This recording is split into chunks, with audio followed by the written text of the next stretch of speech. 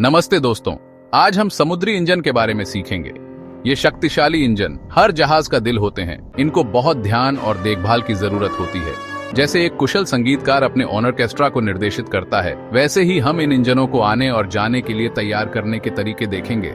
सोचो, विशाल समुद्र में जहाज दूर देशों तक जाते हैं। उनकी यात्रा के पीछे मेन इंजन की धड़कन और ऑक्सिलरी सिस्टम्स का काम होता है। जहाज के पोर्ट पर आने से लेकर वापस जाने तक इंजन और उसके सपोर्ट सिस्टम्स का हर काम महत्वपूर्ण है।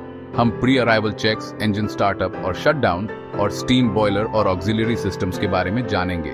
तो चलिए मरीन इंजीनियरिंग की दुनिया में चलते हैं। जैसे ही जहाज अपने पोर्ट के पास पहुंचता है, डेक के नीचे बहुत काम शुरू हो जाता है।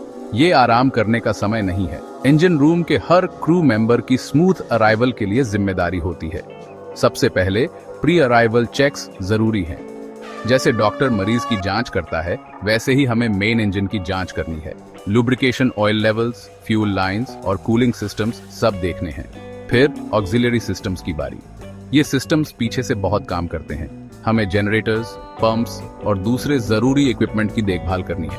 याद रखें, अच्छी देखभाल वाला जहाज सेफ जहाज होता है। प्री अराइवल चेक्स के बाद मेन इंजन स्टार्ट करने का समय है। ये एक खास प्रोसेस है जिसमें ध्यान और स्किल की जरूरत होती है। शुरू करने से पहले सेफ्टी सबसे जरूरी है। इंजन रूम में हवा आनी चाहिए और कोई खतरा नहीं होना चाहिए। सिर्फ ऑथराइज्ड लोग ही स्टार्टअप के समय वहां होने चाहिए। अब असली काम। हम कुछ स्टेप्स फॉलो करते हैं इंजन स्टार्ट करने के लिए। ऑक्सिलरी सिस्टम से स्टार्ट करके इंजन के लिए पावर सप्लाई चेक करते हैं। फ्यूल लाइंस ब्लीड करते हैं और कूलिंग वाटर इंजन में भेजते हैं। आखिर में पावर के साथ इंजन शुरू हो जाता है जहाज को अगले पोर्ट तक ले जाने के लिए। सेक्शन 4, पोर्ट पर आना, आराम से बंद करना। जैसे ही जहाज अपने पोर्ट के पास पहुंचता है, हम इंजन शटडाउन की तैयारी करते हैं। ये कार के इंजन बंद करने जैसा आसान नहीं होता। पहले हम इंजन की स्पीड कम करते हैं ताकि वो धीरे धीरे ठंडा हो। ये एक रनर के रेस के बाद रेस्ट करने जैसा है। अचानक टेम्परेचर चेंज नुकसानदेह हो सकता है। जब इंजन ठंडा हो जाता है, हम फ्यूल सप्लाई बंद कर देते हैं। हम कूलिंग वाटर तब तक सर्कुलेट करते हैं जब तक इंजन पूरी तरह ठंडा ना हो जाए। आखिर में हम सारे सिस्टम्स बंद कर देते हैं जहाज के पोर्ट पर आने के लिए। सेक्शन 5, ऑक्सिलरी सिस्टम्स, गुप्त नायक। मेन इंजन भले ही हीरो हो, लेकिन ऑक्सिलरी सिस्टम्स को नहीं भूलना चाहिए।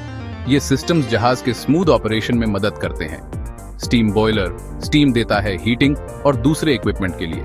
ऑक्सिलरी प्राइम मूवर्स जैसे जनरेटर्स इलेक्ट्रिकल पावर देते हैं। रेफ्रिजरेशन, एयर कंडीशनिंग और वेंटिलेशन सिस्टम्स भी जरूरी हैं। ये सिस्टम्स क्रू और कार्गो के लिए कंफर्टेबल और सेफ एनवायरनमेंट बनाते हैं। इन ऑक्सिलरी सिस्टम्स की रेगुलर मेंटेनेंस और केयरफुल ऑपरेशन एक सक्सेसफुल वॉयज के लिए जरूरी है।